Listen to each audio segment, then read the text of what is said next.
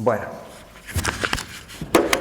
en el tema de transformaciones geométricas estamos en el apartado de simetría. A continuación vamos a hacer una explicación de qué consiste esta transformación geométrica, que en realidad sería, sobre todo en el apartado de simetría radial, muy parecido al tema de homotecia. Siempre la razón de homotecia sería de menos 1, ¿de acuerdo? Esa razón de homotecia se quedaría como valor menos 1. Del mismo tamaño, pero invertida, ¿de acuerdo? En primer lugar vamos a hablar de la simetría axial. Para que exista la simetría axial dependemos de un eje de simetría.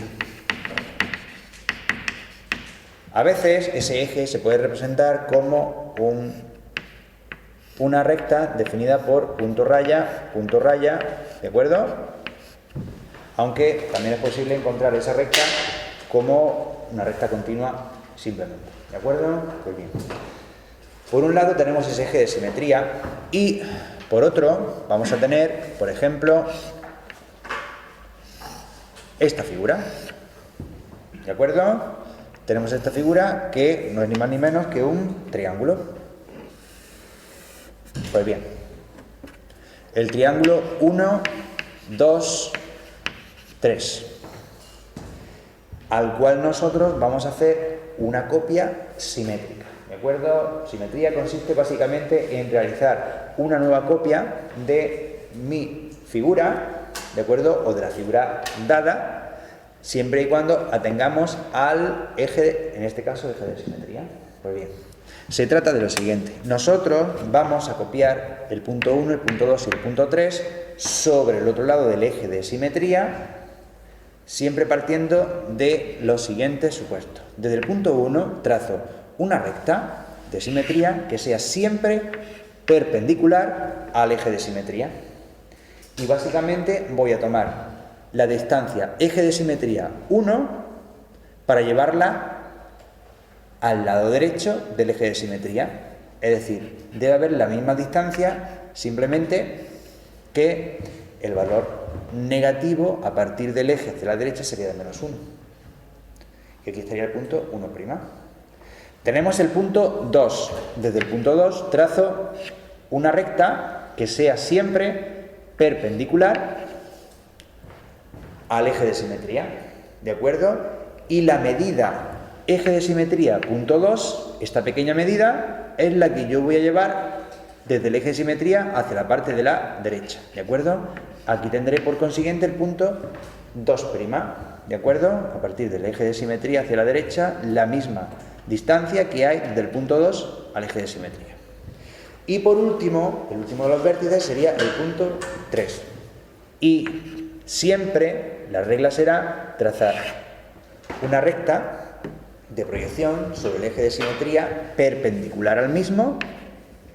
Y atención, porque desde el eje de simetría al punto 3 tomo la medida y la traslado desde el eje de simetría hacia la derecha, esa misma medida, para marcar el punto 3'.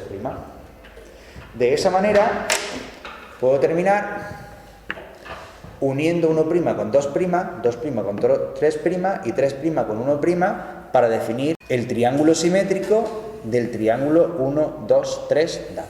¿De acuerdo?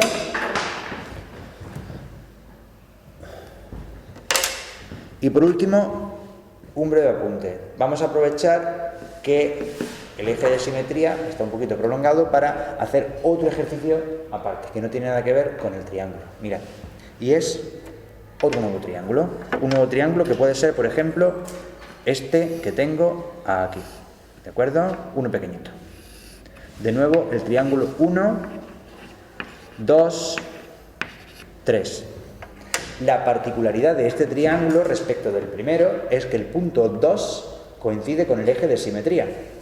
¿Vale? Eso significa lo siguiente.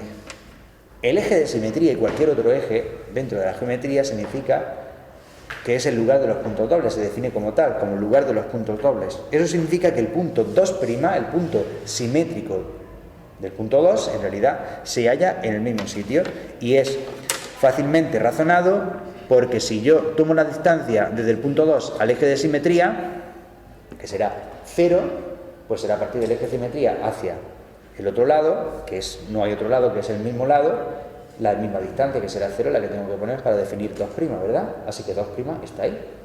Basta simplemente con trazar una recta que sea perpendicular desde el punto 1 hacia el eje de simetría, tomar la medida, llevarla hacia la derecha, localizar el punto 1', ¿de acuerdo? Punto 1', y el punto 3 funcionará de la misma manera. Trazo una recta perpendicular